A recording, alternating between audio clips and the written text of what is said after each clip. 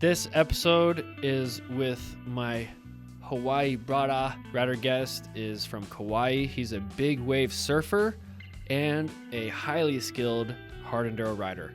He's been coming to the hard enduro races this year and racing a lot of our races, which has given me an opportunity to get to know him better. And he's such a great guy. He's always smiling and always has a great attitude. And it was an honor to have him here in the studio. Mahalo, brother. I absolutely love this dude. He's super solid. He comes from a great family, and he's good at everything that he does. I hope you like it. Check it out.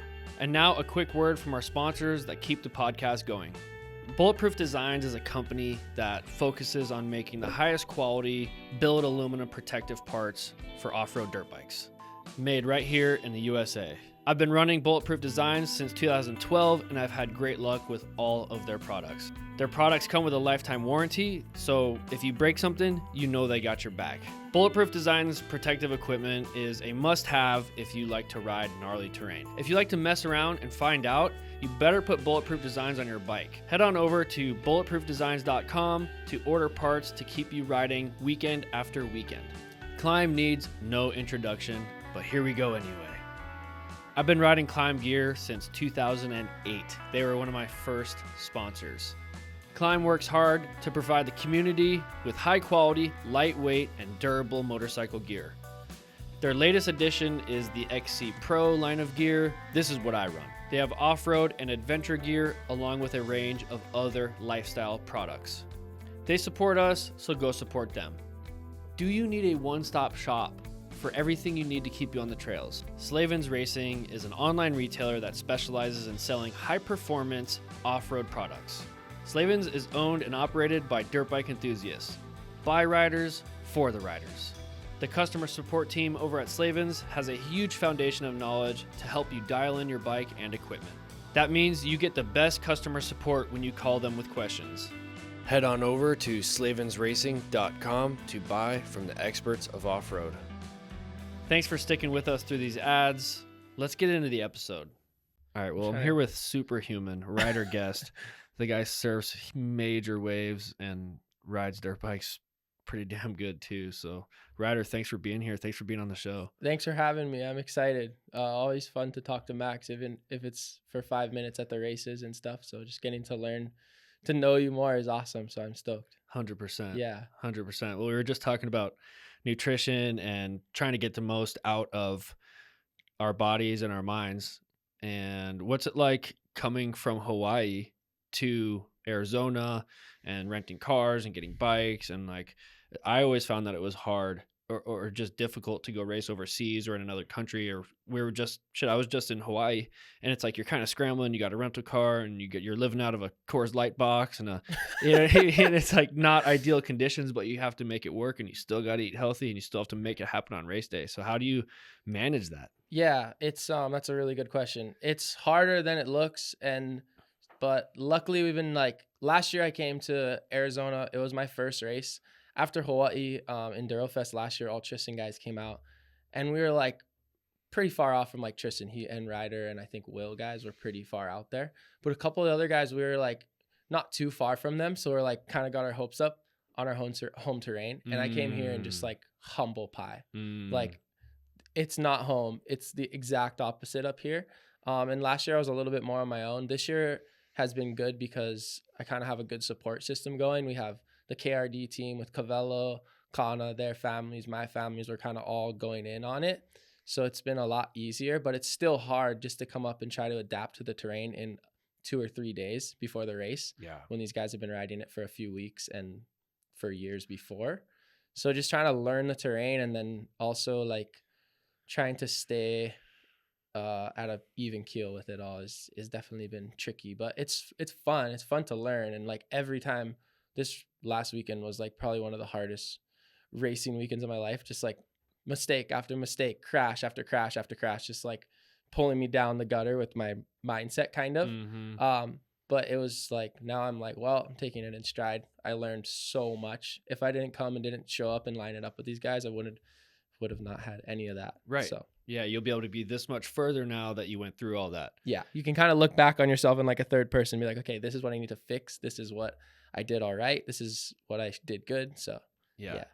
It's pretty sick that your family, Cavello's family, and Conaboy's family all have a team effort mentality as well. Seems like you guys are all super It's cool huge. and supportive of each other. It's huge. Yeah, it works really good. Like last year, Cavello was supposed to do all of the series, but he got hurt on Oahu. He got like a concussion and hurt his shoulder.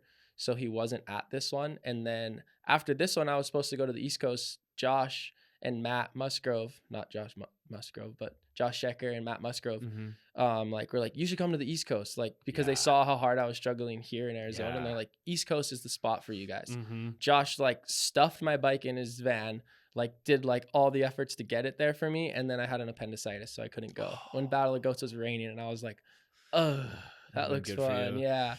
But this year we're hoping to go out there. So new year, new plans, and all of us are kind of all going for the same goal. So it's really, really fun to have two of my good buddies with me doing it. It's so sick. Yeah, it's cool.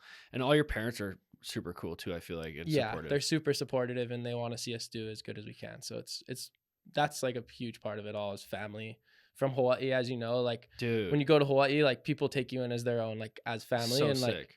Both of Conaboy and Cavello's family, like, they're all so cool. So it's cool. Great. Yeah, just Hawaiians. That's just how Hawaiians are. And it's all about respect. 100%. Yeah, if you don't have any respect, then you're not going to get any. But if you show them respect, they're just the coolest people ever. So. I love that about the Hawaiian culture. It's like, listen, I respect you, you respect me.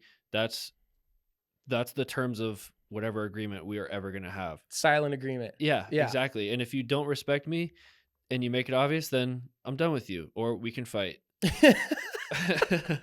Bro, I guess Cavello had a little confrontation. Did you talk to him at all after on the race? Stairway? Yeah, he said something about a gas flying in the air and landing on him and knocking him off the ledge. That's what he said? Something like that. I heard something about somebody talking shit to him, and then him being like, oh, do you want to, this is what it's going to be like. Basically, I don't know. I guess I don't want to stir the pot too much, but I think there was a point in time where he felt disrespected, and that's how they handle it in Hawaii. Yeah, and it's racing too. It's fiery, you know? Yeah, like we're all buddies off the track, but when we're on the track, like, or on the course and we're climbing up mountains, it's like, I want to get up that mountain first, and it doesn't matter what it takes, right? Exactly. You know how it is because you're the freaking man. Yeah, I don't know about that, but I would have loved to have seen a little altercation, to be honest with you. At first, when Colton it was Cooper, right? When he was pushing him on the enduro cross, I was like, whoa. And then like they're buddies, of course. But at first I was like, whoa. Yeah, it's spicy. This is spicy. Sick. We're all not afraid to get a little spicy over here. Totally. Like, enduro cross racing is so gnarly. I can imagine. Just close quarters. I mean, you're on a 12, 15 foot wide track, and it's so intense. Even starting with these guys, like, and you're like on the line with them, and then like you have like half a bike length on them, and then they like come around a corner, like they're gonna stuff you. Yeah, they don't care. And like we need to get that going with us to be like, all right, if we're gonna race with these guys, we need to stuff them back. If we're gonna race with these guys, we have to take what we want. Totally. 100%. You can't just be like, oh, like feather footing around. You gotta be like, I'm here to freaking close the door, bang son. Bars. Yeah. Dude, it's hard to do. It's gnarly. The guys are gnarly. They're so good at what they do. Well, and for me, it's always hard because I have respect for the guys, and true, and especially when you're racing against guys that you've been looking up to. I mean, I've always looked up to Cody Webb and a lot of these guys. Same. So when it comes time to race them, it's like, man, I'm gonna close. I got too much respect on his name. It's like, come on, Max. Yeah. No, Max, don't do that. He's your buddy. Yeah, totally. But it's like, no, man, close the door. Yeah, let's go. For sure. It's everything's on the line when you're racing. 100%. It's fun. It's sick. Racing's the shit. I love it. It's so fun. It's so much fun. Have you done anything else that gives you that feeling of racing? Because when that green flag flies, it's like, I don't even think about the consequences of anything I'm doing. I'm on the gas, full throttle. Full throttle. And dude, if there's a big hill climb that I wouldn't even try and practice, you're just third gear going for it. Doesn't even matter.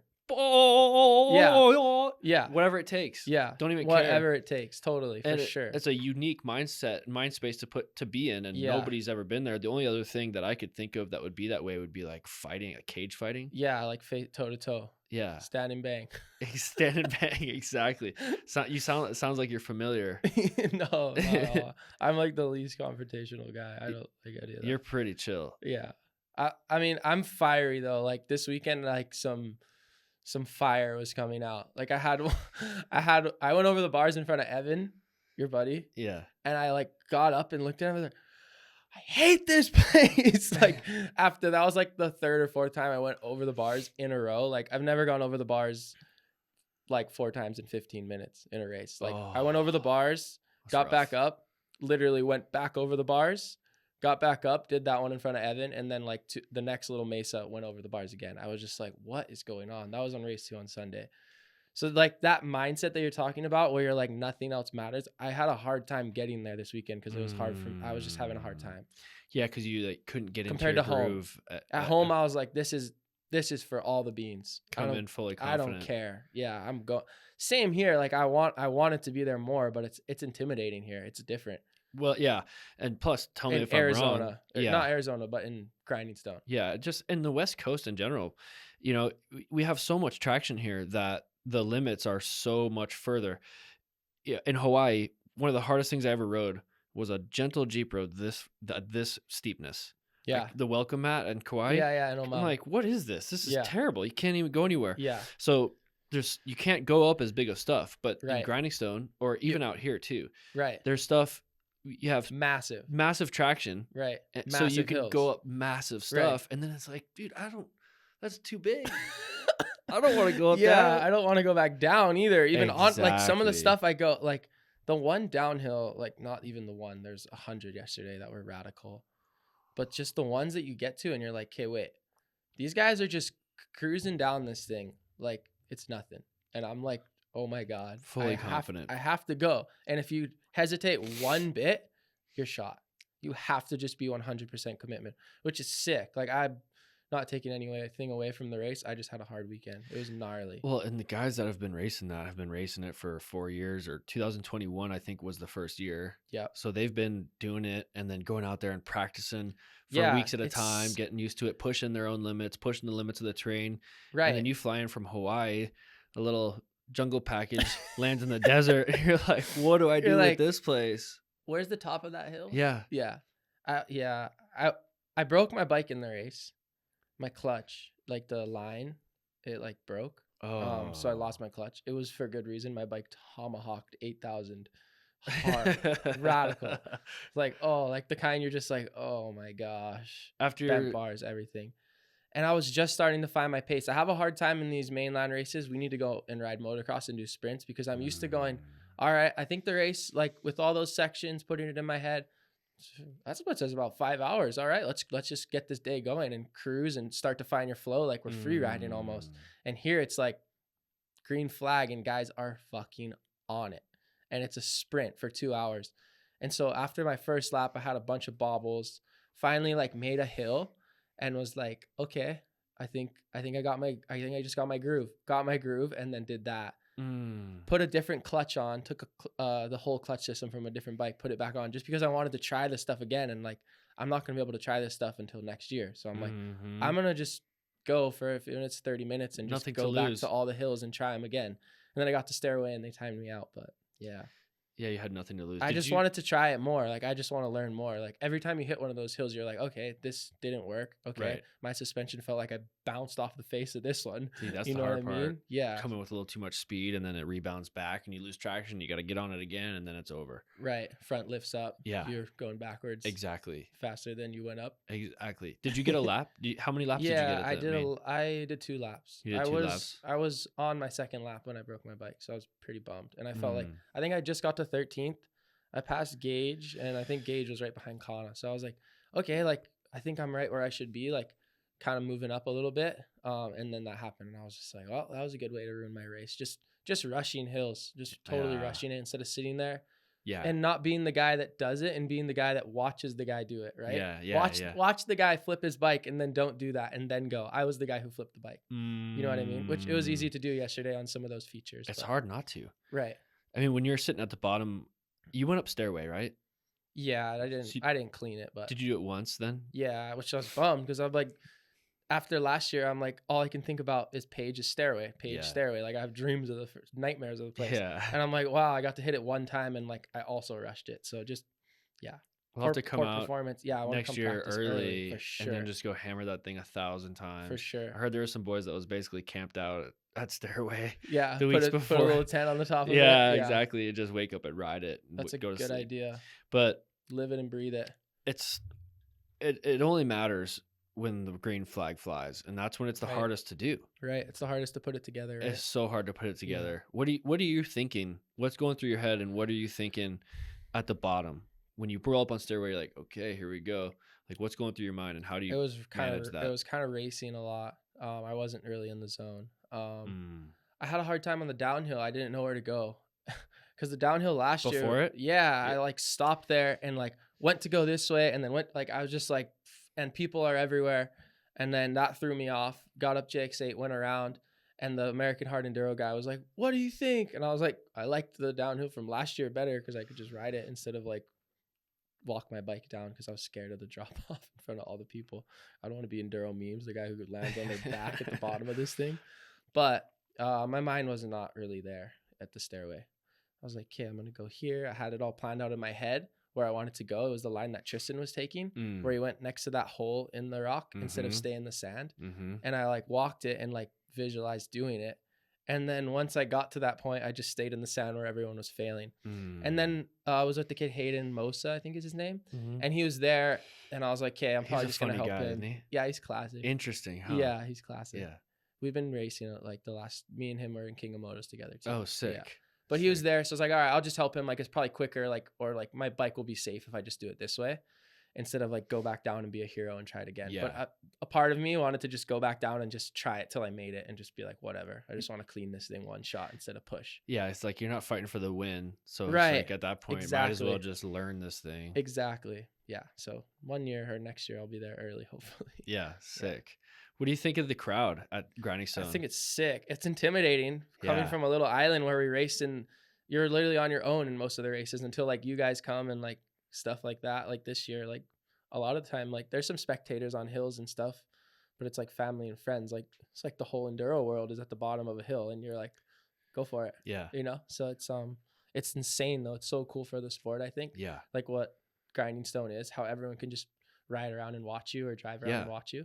Like that's insane. Like I think we definitely need more of that. Like how the Getson one is. Yeah, exactly. Like, everyone can see like how gnarly it is. Like even the enduro cross on the street. I've never been to a normal enduro cross, but after I lost, watching like that close and how hard the bikes are slapping over the obstacles, I'm just like, holy, these guys are badass. Yeah, like you like how feel hard the they ground can shaking. slap. Yeah, exactly. That's gnarly. Yeah, little earthquakes. You should come to an enduro cross and just just learn. Yeah, I'd ride it, just learn. It's straight insane. I mean, if you're standing trackside when the top 10 pros go out, it's like little miniature earthquakes. Fireworks. Oh, boom, boom. I mean, you come around and every log that you hit 6 times, 8 times, 10 times a lap, you're hitting a log as hard as you've ever hit a log before. Kablamo. Kablamo. So gnarly, dude.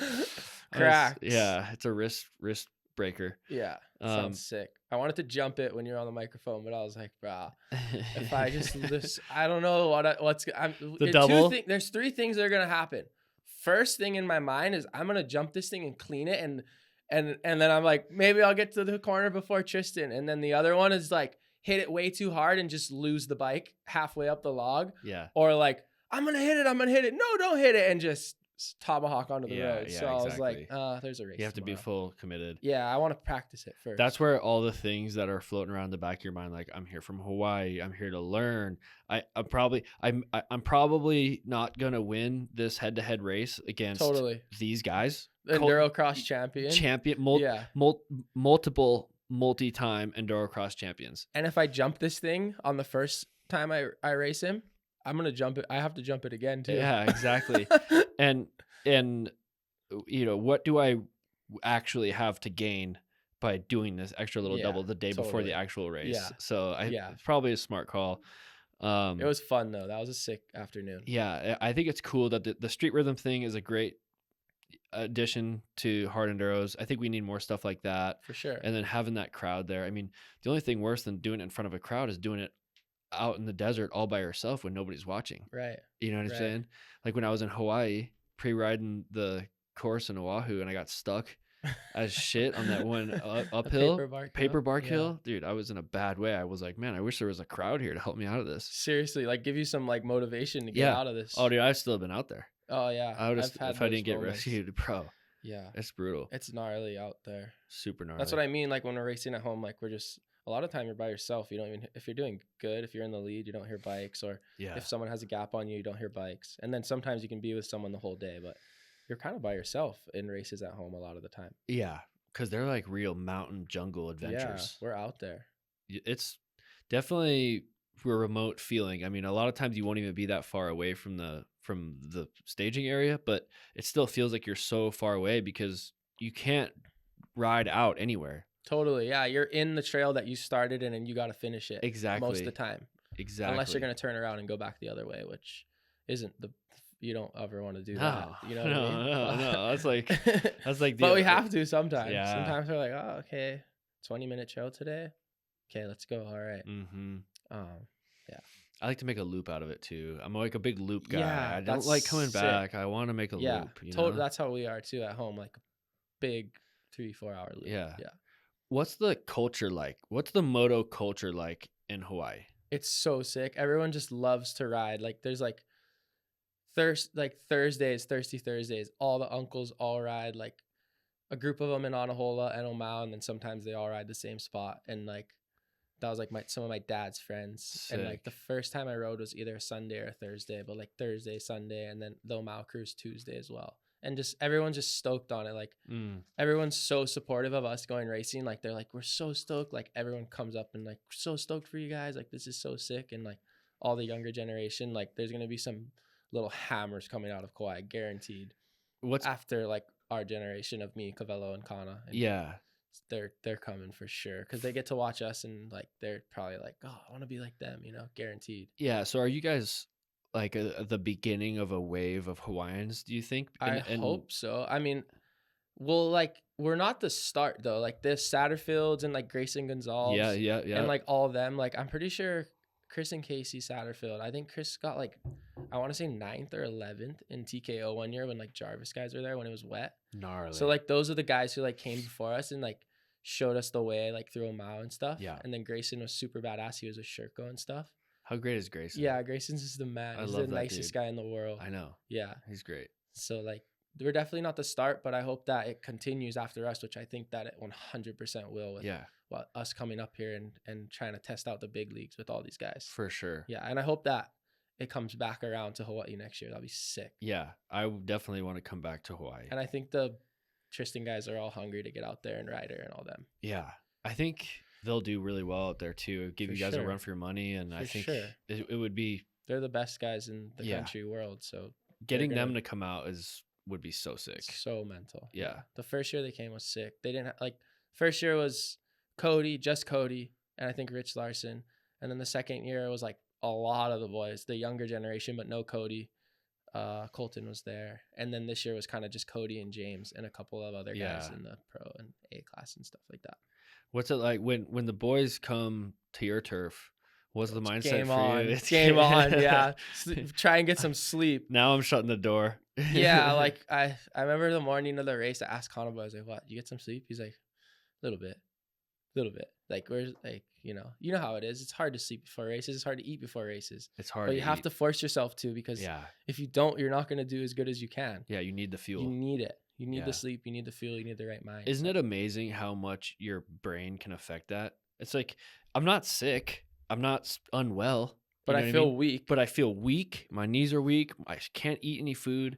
I feel like a big noodle. Yeah, I feel like a noodle. Like someone took the springs out of my legs. Yeah, I heard you said that on the other one. I was like, that makes so much sense. Yeah, that's true. More like when I'm fatigued, but it is hard to be fully like fired up, activated. Yeah, exactly for the race. Totally. Yeah, that's how I felt this weekend. And I had everything to be activated this weekend, and it was just in my mind, just like mental blocks. Like, this place is gnarly. Can I get up these hills? Can I not?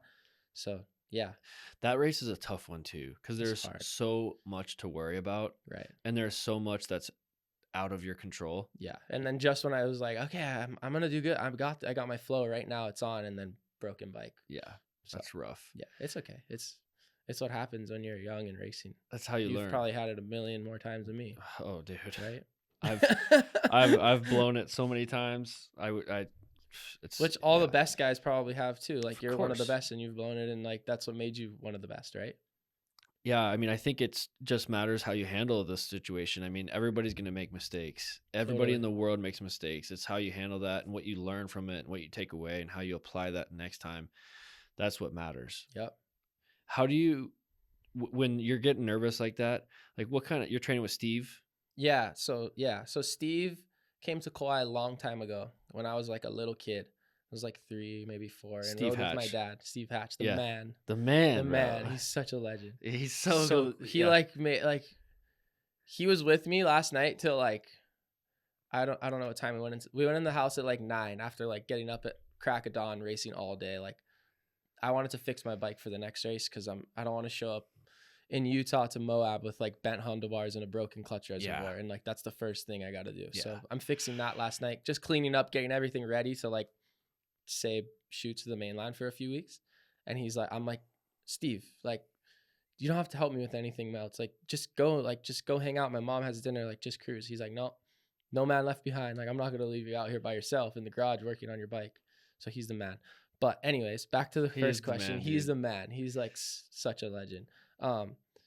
He rode with my dad when I was a little kid in Hawaii, and then just kind of came close, like family friends with them, and Denise and Sam, their daughter. And then my mom's really good friends with Denise, and just been like we had a good connection with them. And then like 2 years ago, I want to say 2 summers ago, we were just like Instagramming and stuff. And my dad's like, it'd be so cool if you could go and ride with Steve again one day. Like, now that you're like into this racing stuff, like he would help you so much. And I was like, yeah, like any opportunity, I would be stoked. And then I got to go to New York and stay with him for 2 weeks. And I never saw him. I barely even like kind of remembered him, because the last time I saw him, I was like 6 or 7, I think. Mm-hmm. And then I got to like reconnect with them and see Denise and see Sam again and hang out with Steve, and got to go ride with him and like help him with his clinic in New York. Sick. So it was just like the sickest reconnection ever. And then now it's led on to this, and he came out to this race to help me out. So it's been super cool. Yeah. That's sick. It's awesome. What's it like training with that guy? He's such a powerhouse, and he's so mentally engaged and strong. Right. I mean, what's it like training with him and living with him and being with him? It's sick. It's just like, he's like, how do you, his term he's been telling me this whole weekend, just because I've been like kicking myself in the foot. He's like, how do you eat an elephant? 1 bite at a time.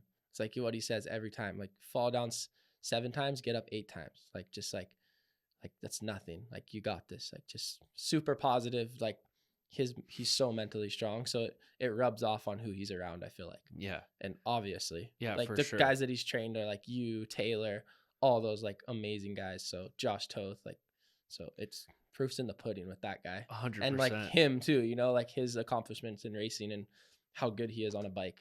Yeah. Yeah.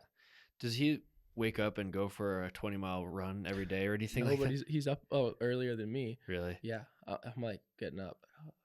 Steve's like, oh, I went to the store. They didn't have this, but I got this. And what's the plan? He's already been out and ready about. to go. I'm on Hawaii time. He's on New York time. So it makes it even worse. You know what I mean? Yeah. I'm like, yeah. oh, That's like the opposite. It's waking up at like 7. You're like, oh, it's like 4 in the morning. He's like just up and at him. Yeah. He's a hammer. Every time I've seen that guy, he's been the same. He's like always, he's like the same. Even every keel, time. right? Even keel, alert, aware, ready for action. Says the right things. Yeah.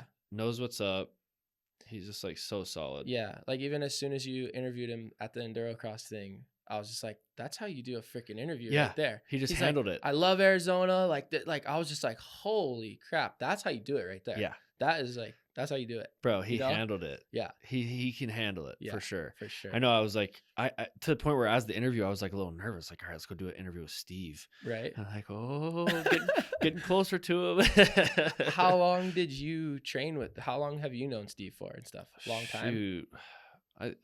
So he lived in Arizona for a long time, and we started to know him. I was young. I think I probably went riding with him when I was probably 12 or 13 or 14. I was like on a KX85. And So sick. it was so sick. And he took us out riding. I'll probably tell the story twice in one day, but that's okay. That's good. He took us out riding, my dad and I, and we went out to his local spot out in Rio. And he was like, all right, you guys just sit off to the side of the trail right here. I'm going to show you what some speed He looks used to like. do that to my dad too. Yeah. My dad said. Yeah. He's like, let me just show you what it looks like to come through here at full speed. And we're like, all right, sick. Get off to the side of the trail. And he comes through there, and I thought something was wrong. He's just like, what? Just on the brakes hard. And just threw these whoops and a ditch and then a little hoppity jump and then a turn so hard and so aggressive and so fast. Aggressive. Oh, yeah. I felt the earth shake, and I'm like, whoa. You're like, I should have stood 5 feet further back into the bushes. Yeah, there's like shrapnel coming off the sides and shit. I couldn't believe how fast it was. There's like smoke on the ground Yeah, after. yeah, That's so exactly. classic, like a crack in the ground. Yeah, dude, 100%. And I like looked at my dad. I'm like, I don't ever want to be a pro. I don't want to have to go that fast. That's too fast. It's radical. And he would ride like that for 4 hours in a GNCC if that's what it took. Hammer. Just a hammer. Yeah. So I've known him since then, and then I did a bunch of training with him throughout my career, like spurts of it. And he trained me before 6 days in 2011 and That's stuff so like cool. that. Yeah. So I've known him and Denise for a long time. Yeah, such super cool people. Yeah. So grateful to have them in my life. I'm still 100%. Anyone who's around them is just like, they're awesome. I know they're like they're lifter uppers. They make the people around them better. 1000%. Yeah, totally. That's how it is being around him. I just feel like I'm better. Yeah. Being around him and talking to him on the phone throughout the week and stuff. I'm just like, yeah. And then Denise, awesome. Denise is just awesome. Yeah, she's so cool. I feel like she's the yin to the yang. 100%. Steve's like the aggressive, like, yeah, get off your ass or whatever. You know what I mean? Exactly. And Denise is like, sit down, breathe, feel it, yeah, and then go do that. Yeah, It's cool. It's so true. Yeah, it's so true. So it's like a perfect balance. Yeah, it is. With his experience, he's got a lot of experience in the mindset world, especially having Denise there. And I feel like when Denise kind of came into his life, she was like very complimentary towards his attributes of being aggressive and stuff. And now he has a broader mindset because of his racing career and then her knowledge. And what does he tell you to do before a race? Like, how does he instruct you to manage those nerves, the stomach? You know, it makes you feel like you're sick before a race. It's hard to eat. You feel like you're going to puke, and you're thinking about all the things that could be going wrong. How does he instruct you to stay focused on the task at hand and do what's in front of you? That's a really good question. Mostly like it's all pretty new to me with like being on their program and talking to him before every time I race. Where before it was like, all right, I have a hare and hound. Like my dad's like, call Uncle Steve. See what he tells you.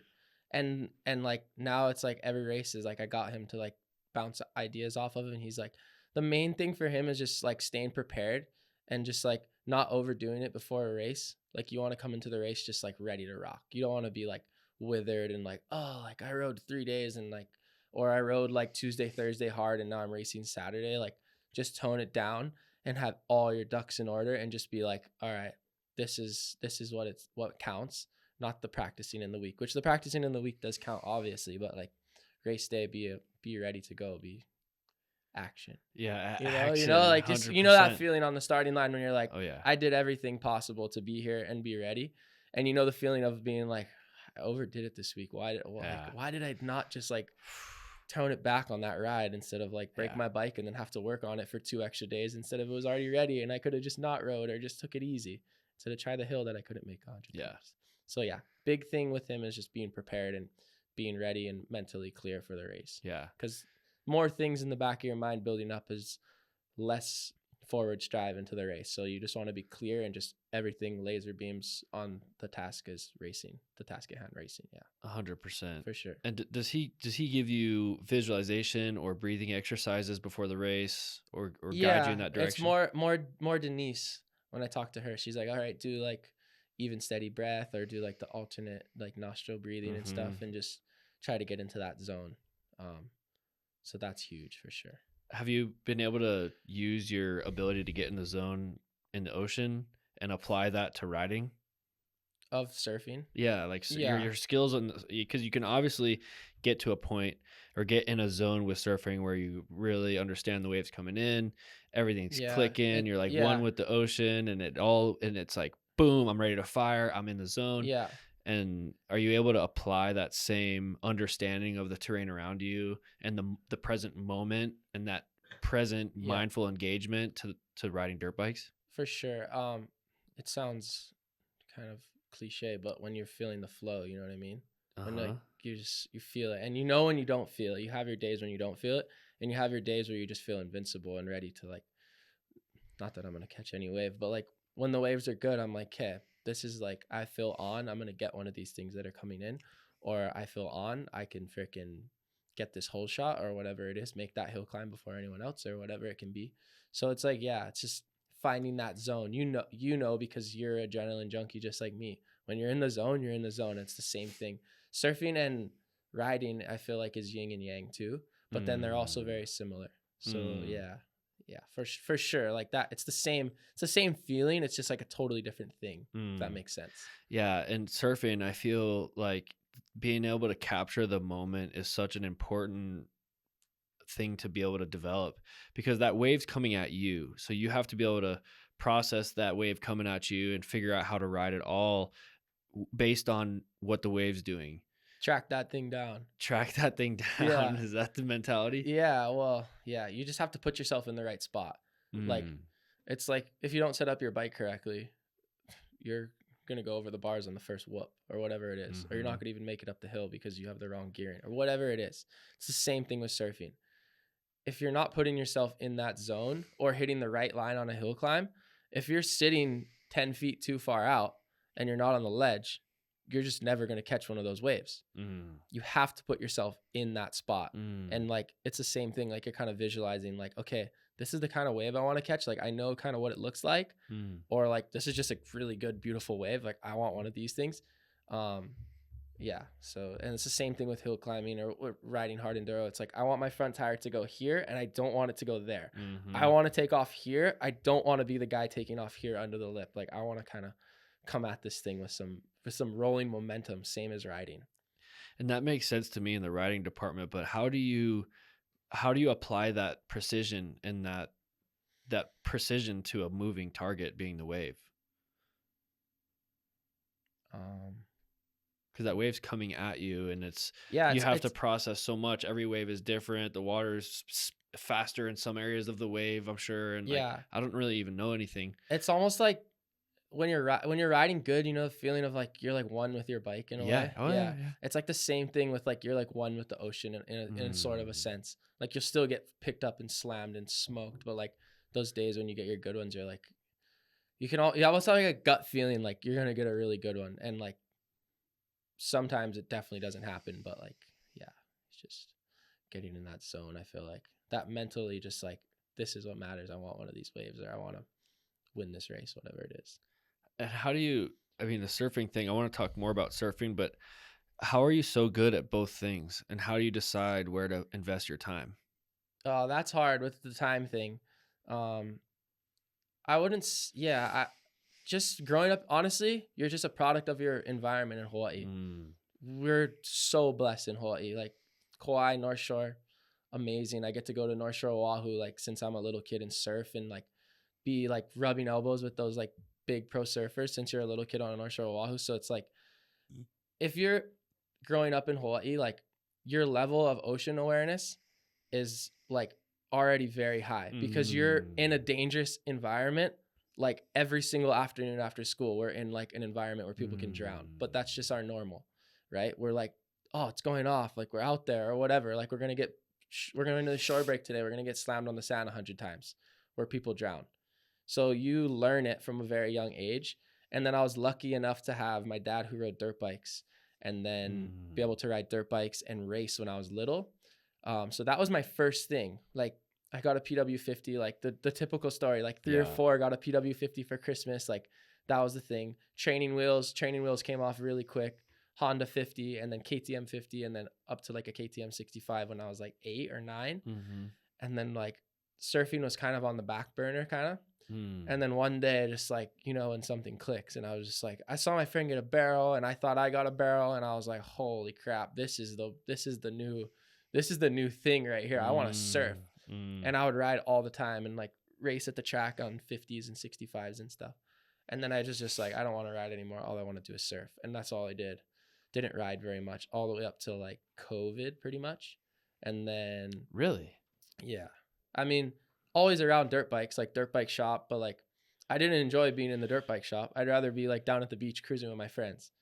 And now I'm the opposite. I'm like, yeah, I got to do something on my bike, even if I'm just like, I'd rather be at home, like cruising, you know?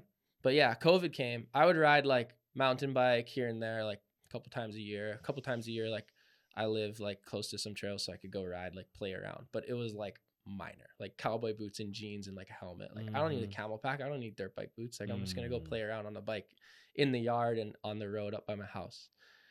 And then COVID came. Every summer I would travel to go surf, like pretty much religiously. Like this is like, okay, it's summertime. We're going to Tahiti. We're going to Indo, like trying to plan it out. Cause that's where you get your content and you grow and you're sponsored and that's what you do. And it's the funnest time ever to go travel in the summer to surf because at home, nothing's going on. COVID came in March, April, and then it's summer. And I'm like, all right, well, if I don't figure out something to do and I just sit here all summer, I'm like gonna just like, it's not gonna be good. I'm gonna explode. Yeah. So like, I'm gonna either put it into a negative thing or like, I'm gonna put it into a positive thing. And I just went riding with my dad and his friends one day on a hola. And that was like, I was like, oh, well, what have I been doing? Why have I not been doing this? And then just like that obsession comes back. Like when I was a little kid with surfing, like when you get obsessed with something, you want to do it every single day. And it was COVID. So no surf lessons, no job, just like ride and surf when the waves are good and ride. And then that continued into winter when like October, November comes around. It's like everyone's like buzzing, like winter time. Swells are coming in, like it's starting to get more consistent. Like, so yeah, that kind of happened. Does it get cold there in the winter? Not like up there in Page, no. It's like it gets chilly. It's like that moist cold. You know that moist cold? Yeah, it's like yeah. That it gets like that. Like we have north winds coming. It's chilly. What about the water? The water, I say it gets cold, but it's not. It's relative to what you're used to. Do you wear a wetsuit or? When I'm doing surf lessons, yeah, I'll have like there's where we do our surf lessons at the Honda Lake Pier. There's a river mouth that pushes out. And so it'll be like stormy and rainy with river water and you're neck deep in that thing for a few hours a day. Oh yeah, that's cold. Yeah, it's cold. That adds up. Yeah. But when you're surfing and moving and your blood's running hot, like at Pipe on Oahu, I don't really like to wear a wetsuit. I just like the feeling of that free freaking just trunks and a surfboard and just go. But it's cold. It gets cold at Pipe, especially when or other spots when you're sitting there in the water waiting for a wave. That's when you can get cold. But if you're moving a lot, it's not too bad.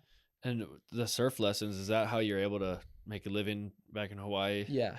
Yeah. Surf lessons. Yeah. It's fun. It's fun. Classic. Huh? Yeah. Do you teach people that haven't done it before? Yeah. So I teach like people the first time surfing from wherever they're from. And then also like people that come and like want to do like an intermediate lesson and stuff like that. I'll do that too. We'll have to, it sounds like a YouTube video for next year. Yeah. We were supposed to do it this year, but just, you know how it is when I race, so much shit going on. Like I don't know how Matt Musgrove is a hammer for doing all that, and you and Josh and everyone else that does it. Like you guys are awesome, dude. Honestly, my job is pretty easy. Your job's sick. Yeah, but Matt Musgrove. But you're still like scrambling to help Matt, and and he's bouncing information off of you. And it's definitely a lot. It's definitely a lot. But sure. I'm only managing one aspect, or I'm only attacking one element, one aspect of the event. And he's managing all of it. Right. The course, the promoter, the agreement, the results, me, this guy, that guy, that thing, the sponsors. Totally. So, and he just continues. He just keeps going. Just steady press. He can just sit on the computer and just keep going till it's done. I was hanging out with Ryan. He did like a day in the life thing with me after the race. Yeah, how was that? It was fun. It was super cool. Yeah. the waves weren't very good, but I surfed anyways just to like surf because it felt good. And he was there. He's like, yeah, just go surf. It'll be cool. So I surfed. But yeah, I heard, he was like, yeah, Matt is just like, that's how he's just on one all the time. He's just always going, you know? And like, I see him at the race, like the day before, and I'm like, dude, can I like help you? And he's like, no worries. Like, you're good. Like, just. He doesn't like help. Yeah. He wants to do it his way, which I can 100% understand. Yeah. He likes to make Which sure. he's doing a great job at it. So yeah, because if he does it, then he knows that he's doing it right, and he doesn't have to go back and check on second it. guess. Yeah, which I definitely understand, but it is hard. You know what I mean? To grow at a sustainable rate, sometimes you have to learn how to delegate tasks. Right. And I'm guilty myself. Totally. It's really Me tough too. for me to learn how to do that. Like, yeah, like working on your own bikes and stuff like that. Yeah. Yeah. Oh yeah, I'm like dude. that. That's a major challenge. Yeah. I have a mechanic that I've built a rapport with over a few years. But that takes trust. It takes a lot. You know, it's Yeah. like start by working on the rental bikes. Yeah. The TTR 125s for the intro classes. You're like, don't touch the race bikes Yeah. yet, buddy. Oh yeah, the race bikes are in the corner. Yeah. I'll work on the race Put a bikes. lock on them. Yeah, exactly. No, it's true though. Yeah. Start with the rental bikes, and then as we build this trust and build this rapport and the knowledge together, then you can start working on building the race bikes, and it's just you slowly get better together. And it's like that's why my mechanics are kind of I view that as like a long-term relationship type of thing. Yeah, it's not just like a couple races kind of deal. Yeah, exactly. Yeah, that's pretty cool. That's good advice right there. But but you don't know it when you're doing it because you're just scrambling. Like I need a mechanic. I got to get this bike ready because I got a race and I don't want to be worrying about it. Exactly. Yeah, exactly. And that's it's a huge so part of it. Nice to not have to worry about it. It's such a It's huge because bike work. It's massive. I mean, if dude, I could spend hours. I could go do a whole week's worth of bike work in the shop right now. Yeah. But I'm not going to. Totally. I would rather do the podcast. I'd rather cruise. Yeah, I'd rather have Nick do it. I definitely know how it goes. I can only imagine if you have a fleet out there. I can only imagine. A little bit. Yeah. And it's not even about the actual work. I don't mind the work. It's just the time. The time, because you never get it back. You never get it back. Yeah, I'm the same way. Like, yeah. Like you could be like spending time with like your family, but you're just like out there for the freaking chisel. Yeah, exactly. You know what I mean? Kink. Yeah, trying to get a two-stroke pipe to fit back on. Yeah, exactly. I can't get out of the garage until this is done. I'm sorry. Don't talk to me. Yeah. When this is done, let's have a total intellectual conversation. But until this is not, and this is over, no, sorry. Dude, it's so true. It's hard. Yeah. Especially when you're trying to stay on the program, trying to ride all the time, you know? I'm trying to get my rest. I'm trying to get my reading in. I want to study my guests. I want to prepare for this. I need to post content. I got to coach riders. Like so much going on. Like something has to be delegated. Right. You know what I mean? What gets delegated? And you know, there's a certain element of it. It's like, if I'm going to work for 3 hours, why don't I just work for 3 hours and make the money and then give that to somebody else? Or whatever in any aspect of life, whatever it is. Yeah. Exactly. That's a good mindset for sure. I mean, that kind of brings us back to my original question of now at this point in your career, what are you thinking? You're racing dirt bikes. You're doing really well at that. You're surfing. It looks like you're doing really well at that. How do you divide up your time and how far ahead do you plan and how do you plan out your year? Do you have surf competitions this year? No surf. No. So you're dirt bikes. I'm a like, free surfer. You're a free surfer. So a content surfer. Yeah. Like I'm not really, I don't get paid to surf anymore. Okay. I had a contract that ended in like October, I think. Okay. The surf industry kind of took a crash and really? Yeah. So I was like, all right, well, I guess I'm going racing. Like, fuck it. So I'm going racing this year. Yeah, I'm going racing. I'm going all in on racing this year. And I mean, you could have played pickleball or golf or something and probably made some real money. Yeah, this shit's way too fun. It's fun. It's so much fun. I love racing and just learning from it. It's just so sick to race. Yeah. I love it. I reckon it makes you a better person. 100%. Yeah, it just makes you mentally strong, I feel like. Yeah. Because if you're not doing it and you're not putting yourself there. But yeah. I feel like that's the biggest part about racing is like what it does for you outside of racing. For sure. Yeah, like look at Steve. Yeah. You know what I mean? For a perfect example. Yeah. Just a champ. You can't even get the door for him because he's already got the door for you. Yeah, he ran ahead. Damn, like this guy is just too good. He's too good. Like, dude, it's insane. So yeah, my plan's pretty much though. Sorry to change this. No. What's your plan? I'm just going back to the question. My original first part of my 2-part question. Yeah, it's just I'm hitting all the US Hard Enduros with my teammates Kana and Velo. which is gonna be sick. And I think Satterfield, Casey lives up in Idaho now, Satterfield. So he's gonna do the Silver Kings, and so is Chris. Oh, sweet. So I don't know if that's part of the series this year, but I think we're still gonna do it. Sweet. It's a sick race, a super fun one. But yeah, all the US Hard Enduros get to the East Coast. I'm really looking forward to the East Coast. Yeah. It's gonna be super fun, and I can go see Steve out there, so it'll be sick. Yeah, Hang for out sure. I think I'm gonna ride with Josh a little bit, Toth, who's amazing on a bike. So Yeah, he's like sick. super versatile. Superhuman on a dirt bike. Yeah. Yeah, he just won that GNCC too on a From 250 Honda. From the back row. Yeah, It's that's crazy. That's G, dude. Yeah, he's super cool. Yeah, and he's so chill. humble too. Yeah. Yeah. Cool kid for sure. How does the East Coast, from your experience, differ from Hawaii? Well, I haven't really ridden in like proper East Coast, so I don't really know. I rode with Steve, but it was in the summer, and it was more like GNCC. Like he was getting Josh ready for 6 days, so we were doing a lot of grass tracky stuff, and it was pretty dry. It's and probably then, like, good for what you need anyway. Totally. So yeah, Steve's big. A big thing about Steve is working on your weaknesses. That's the best way to improve, right? Yeah. Is to work on your weaknesses. So we have a lot of weaknesses because these guys are fast. Yeah. Like these guys are fast that we're racing against. Like they're racing the course. they're racing the course. So he's like big on working on weaknesses. So yeah, he was doing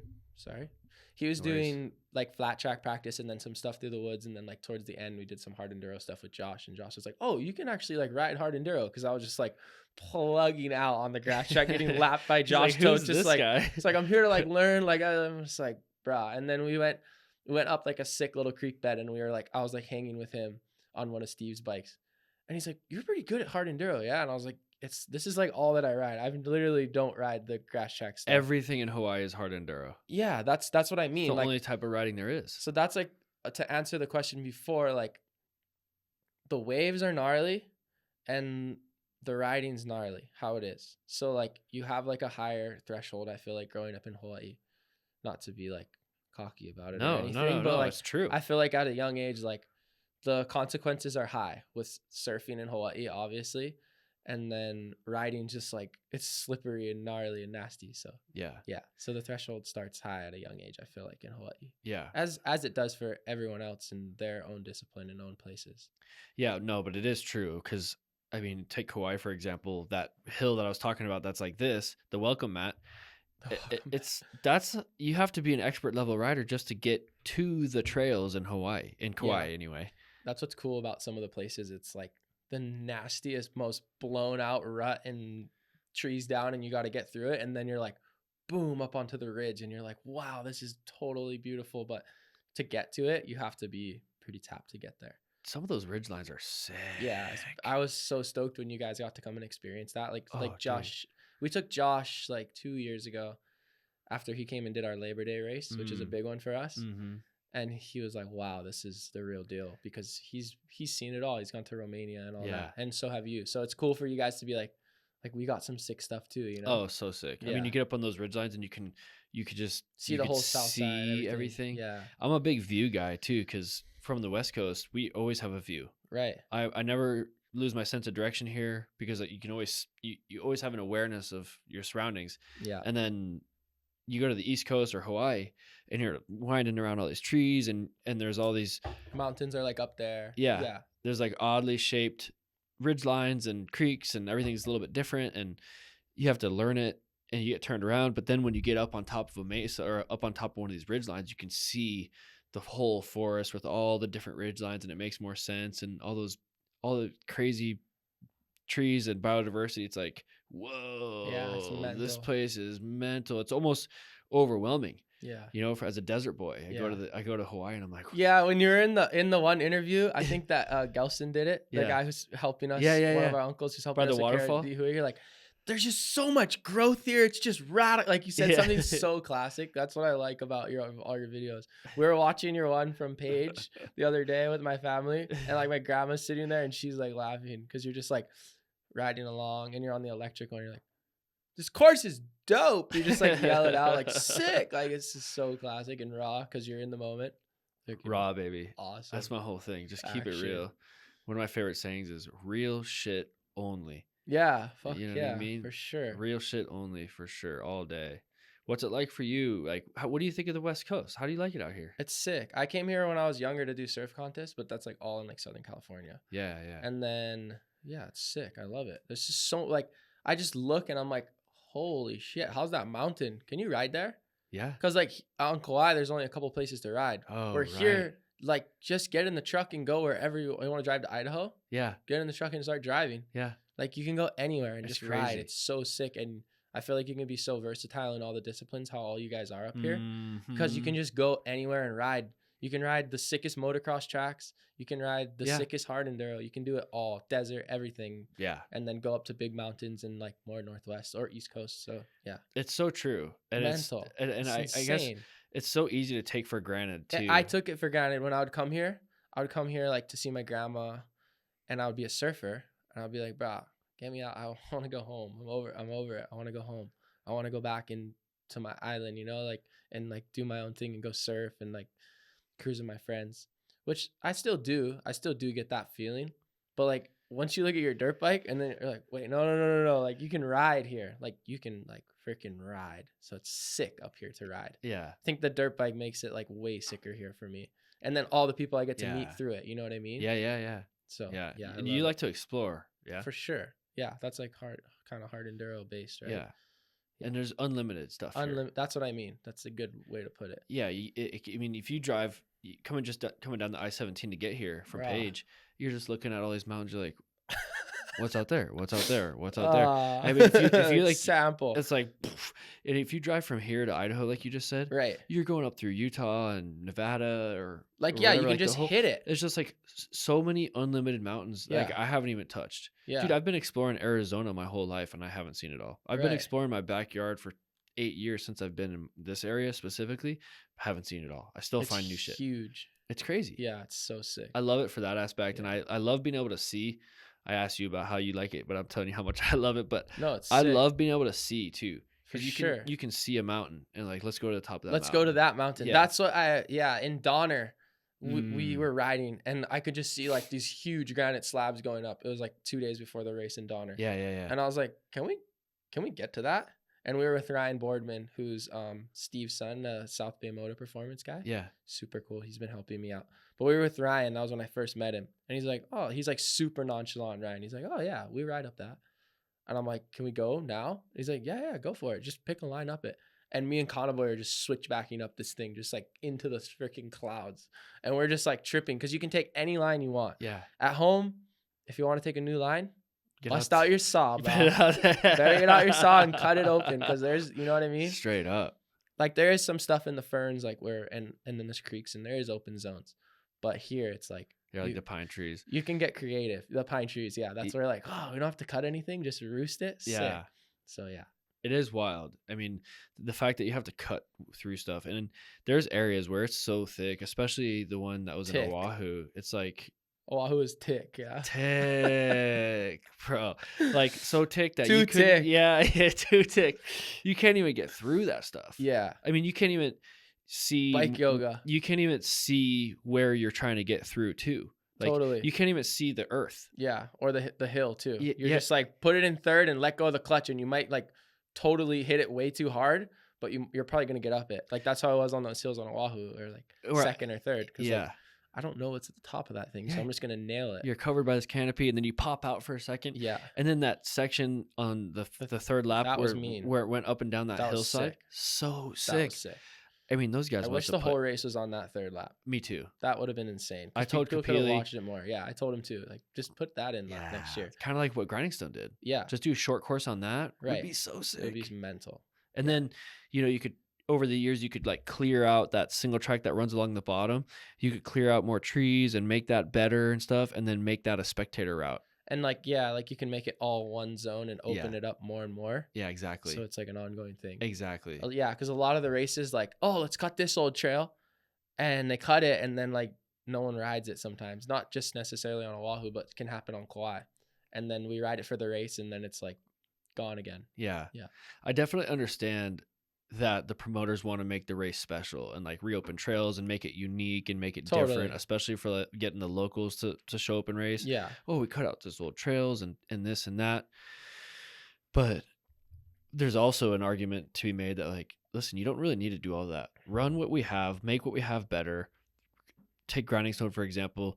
He's like made these cool spots, Stairway to Heaven, Loose Marbles. Yeah, and then it gets a name, like how Ehresberg has Carl's Diner and all Green Hell and all those things, and then it gets a name. Exactly. Like the next time we have a race in Omao, we should have like a lot of like we're already talking about it. Like it should be kind of the same course, so it starts to get a name. For like even like that was, I think Chris said that Saturday. He's like, bro, all these races, it's pretty much the same loop every time, and that's how they get a crazy name for themselves.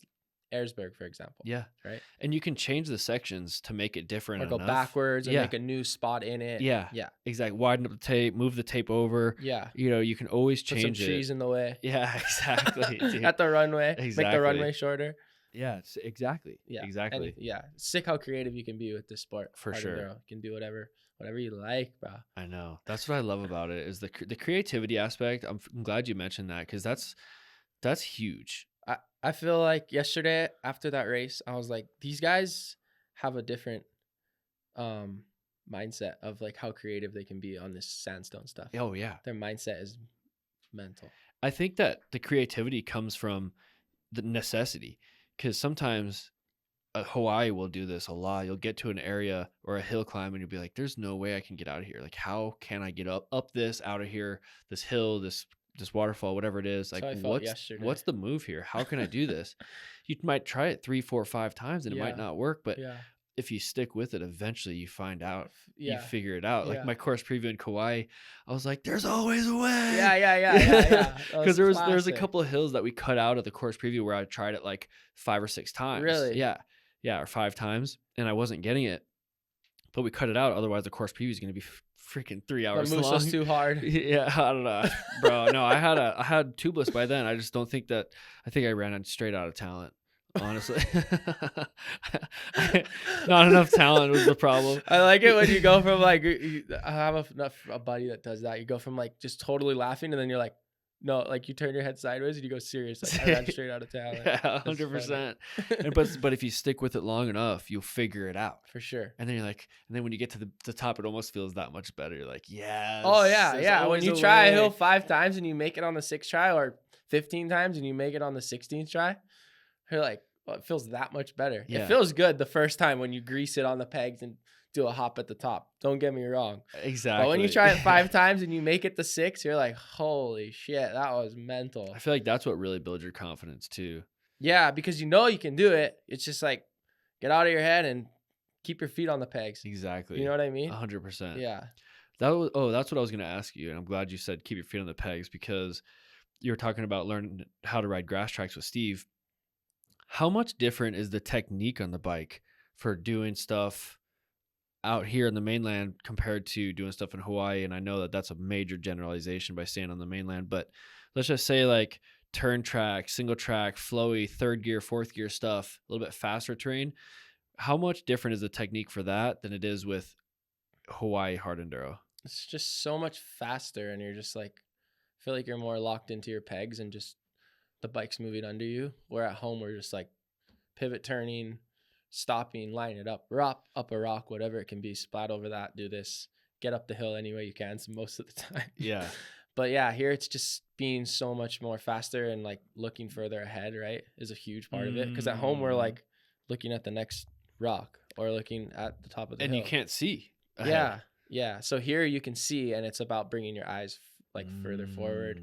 And then just having more technique. Like at home, like sometimes technique just goes out the window. Like as we saw, like Cody has the most insane technique in the world.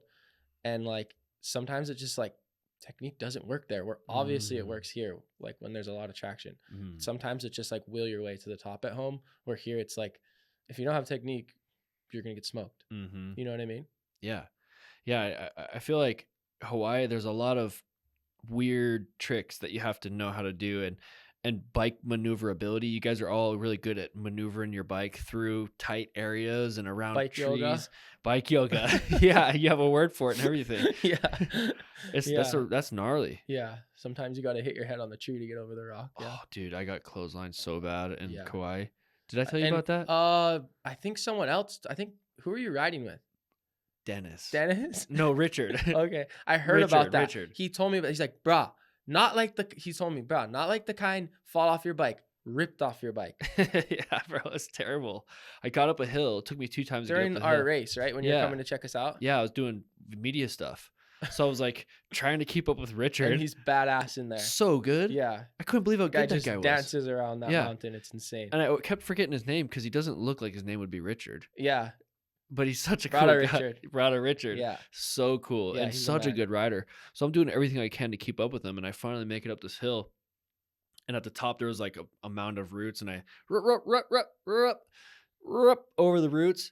I know exactly what you're talking about. As I went up the roots, boom! I just got cleaned off my bike. Like handlebar, crash, like, whoa, what was that? And I like had come up into a tree branch from the roots, just like right here. You know what I'm talking about? Just whammo.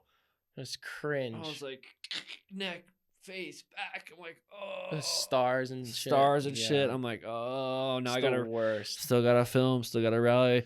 And I was like, well, I guess I'll just pick my bike up and keep going. What else am I gonna do? Sit here and think about how shitty that was? Yeah. No, I'll just keep going. Yeah, that always just, I hate that. It's rough. When you're like, you don't even see the tree because your visor, and then exactly just hits you perfectly into it, and you just had that a million times. It's the worst. Yeah. There's a lot of like head bashers. Spinal. There's a ton of head bashers in Hawaii. Yeah. Head bashers everywhere. For sure.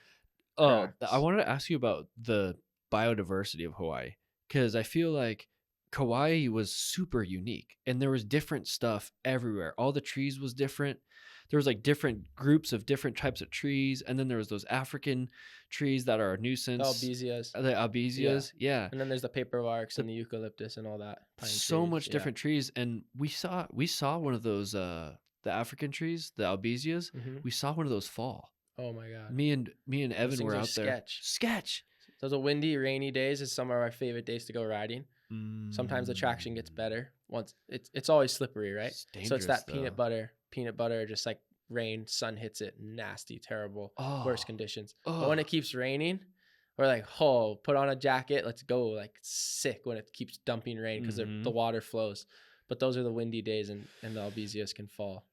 But keep going with your story. No, that's pretty much what happened. I mean, it was like a 200-foot tree. Or how far away was it from you guys? It was just down. We made it up on top of this ridge, and there was albesias all around us, and it was down in the gulch. All of a sudden, I heard a crack, and I was like, sounded like someone shot a gun. Yeah. And I was like, huh?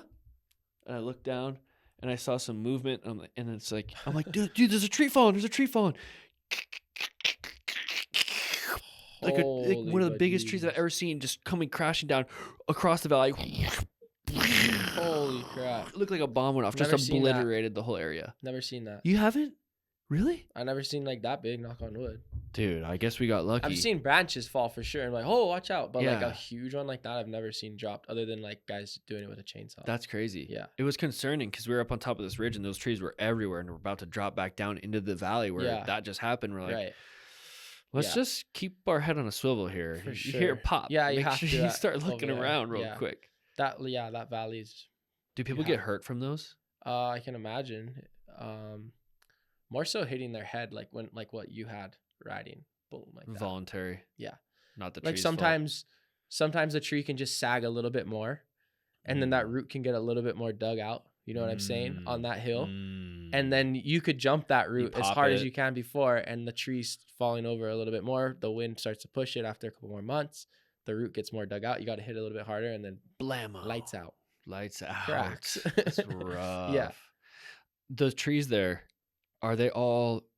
What did that place look like when there wasn't any trees planted there? Because at one point I asked one of the guys how much of the trees here are super invasive. We're here, and they're like, dude, honestly, like 10% of this is super natural. Invasive. So those ohia trees on the big fern ridges, did you see the ohia tree is with the really hard wood with the lehua flower, the red flowers? Okay. Those are native. And then there was a bunch of the big ferns that almost look like a tree almost, and they're really wide wingspan. Those are native. And then there's a few more up there, but a lot of like the albesias. I would imagine the paper bark and all the pine trees and all that stuff is all invasive. So crazy. I don't know. It's crazy. I haven't really thought about that, what this place looked like 150 to 100 years ago or Yeah. whatever, how long ago it was. Yeah, You probably might be able 100 to years ride ago. anywhere Yeah. more, you Yeah, know? what if it was just like a grassy Yeah. ridgelines or hills or something? Yeah. Now it's Probably. full on jungle. I mean, It's full jungle, on jungle. yeah, thick. I think even the fern, which seems like it would be there, I think that's some of the Alui ferns Yeah, is yeah. invasive too. Oh, really? Yeah, I'm pretty sure. Pretty sure that there's some ones that, like the bigger ones. I could be wrong on this. Don't quote me. I'm pretty sure that some of the ferns are invasive. I think the Louis ferns. I think. Could be wrong. But I know that the big ones with the like canopy ferns are native. Yeah. Well, it makes the riding different. I mean, the certain areas of the Kauai riding that we were, like, way different than Oahu, yeah? Way different than Oahu, Yeah. and even different from itself.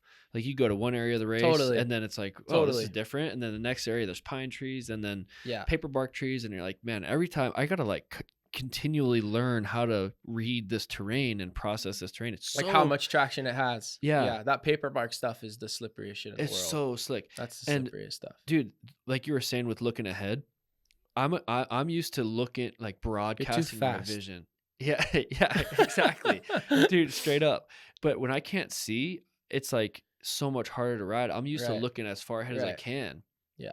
And yeah, you just gotta flip those goggles back and just freaking put the visor up as much as you can. Yeah, no, but it's different. It's totally so different.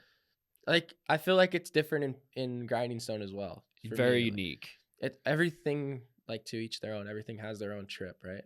Yeah, 100%. But Kauai and Hawaii in general riding definitely has its own. Yeah, and it's hard to describe. People are like, "How was Hawaii?" I'm like, "It was cool," and they're like, "How's the riding?" And it's like, it was hard. It was fucked up in a lot of ways, and it was really cool, and it was super diverse and really different. And then we go over to Oahu, and it's completely different there, and they have their own zones too. And all the terrain reads so much different than everything here. And you can't... all the halikoa trees on Oahu. Well, and you can't see the flow of the terrain. Like here, I'm used to being able to see the ridgelines and the flow of the terrain. Right. So I can almost predict what it's like over a little rise or whatever. And just, you can see the flow of the terrain. But there, it's like trees and logs and rocks and this and that. It's like off camber. Okay, but is there like a hill climb after this off camber? Or is it just an off camber to a flat? Or is it downhill? So it's like you have to be on your toes all the time and like ready. Yeah, exactly. A lot of times you can only see 15 feet ahead, maybe. Yeah, yeah. So it's just different. Yeah, it's crazy. What are your goals for this year with racing and life and all that?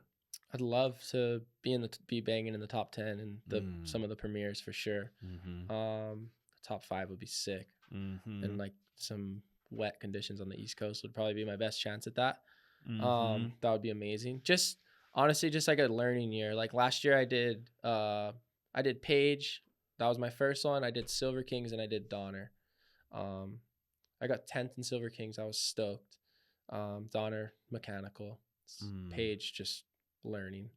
All of them learning.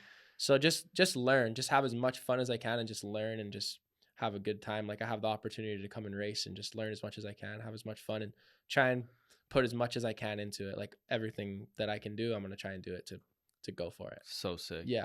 Are you doing all the East Coast rounds? I think so. Nice. Not like the fall series, but all like the big ones like Tough Like Roar and Battle of the Goats. Okay. Yeah. So are you doing the East Coast ones? Or are you doing the one in Virginia?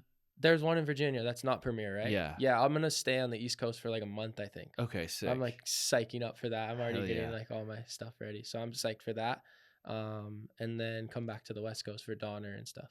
Sick, dude. Yeah, I'm stoked. It's Awesome. Gonna be super fun. Yeah, dude. Well, we're as a member of the Hard Enduro community, we consider ourselves fortunate to have you and the Hawaiians investing with the series and enjoying it and loving it. I think that there's an element of like true character and true adventurous type of personalities that you guys bring.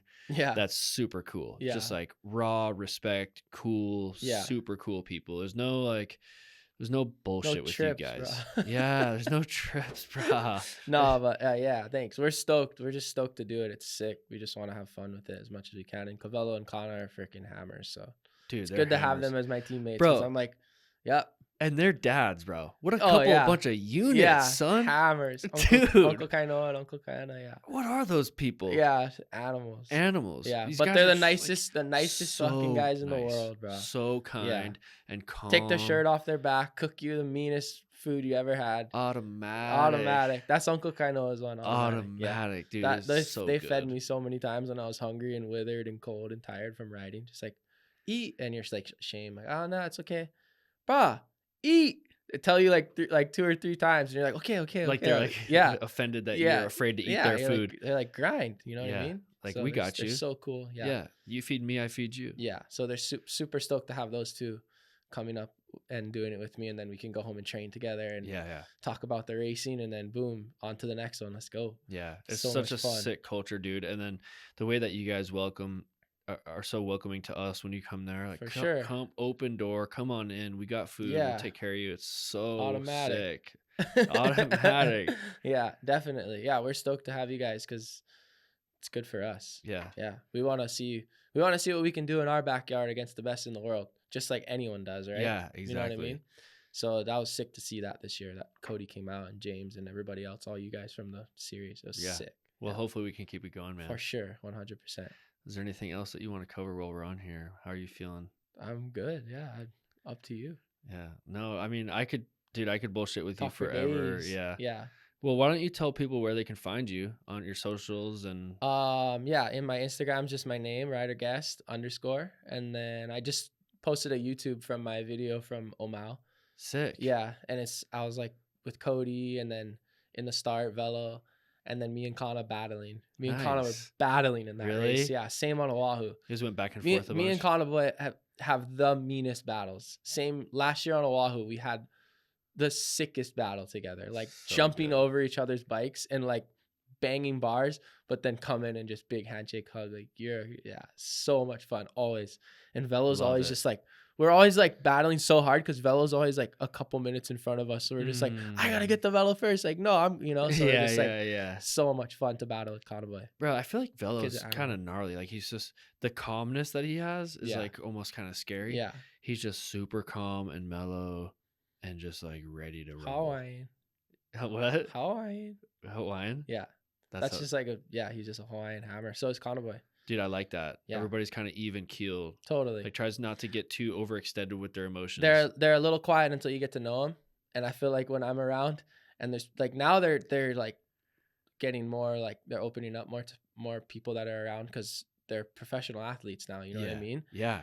But I feel like sometimes I'm with them and I'm just like motor mouth, and they're just like standing back, just like, how's this guy just motor mouth? Yeah. Sometimes they're he's just the talking one. Yeah, I'm just like Yeah. la la la la la, and Yeah. they're just sitting there cruising. Yeah, Which is sick too. yeah. You know, everyone has their own trip. Yeah, dude, Yeah. 100%. It's Yeah. all just about finding like who you are and how you want to interact and For sure. whatever. Yeah. I find it, I mean, for me, I just kind of get it all my human interaction and at the races. And then when I'm Bro, home, I'm like you're pretty pretty- low key. Yeah, dude. I'm the same way. Just like cruise at the house, Yeah. make food at home. Yeah. Yeah, exactly. Totally. Relax. Like, I'm not It's like really going recharge anywhere. the battery, Yeah. yeah. And then when you go out, just yeah. Spend totally, it. totally, for sure. Yeah, like I That's get how all you my do it, though. social. Yeah. That's how you do it. You have to have that rest. The rest is so important to anything. Yeah. Socializing, riding dirt bikes, surfing, anything. Performance, Yeah. mental performance, physical. Yeah, you gotta be on. You know what I mean? 100%. dude. Yeah.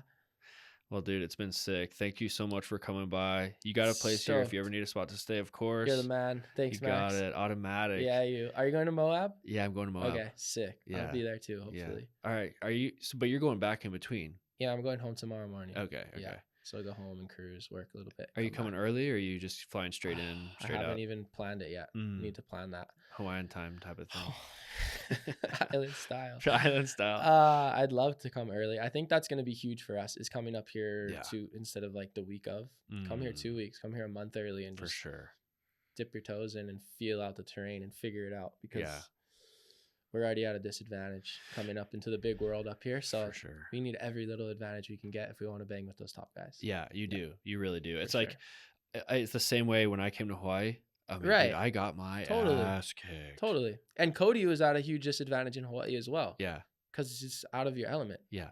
We're kind of out of our element in the mainland, but we're working to adapt to it. Yeah. So that's just like, we just have to adapt. Everything's so much different. Right. Like the air. The air. The air Yeah, is dude, different. I told Conboy yesterday, he's like, oh, I have such a dry throat. I'm like, bro, you breathe wrong in the mainland. You have a dry throat. Because the air is so dry, you know? Dude, it's dry.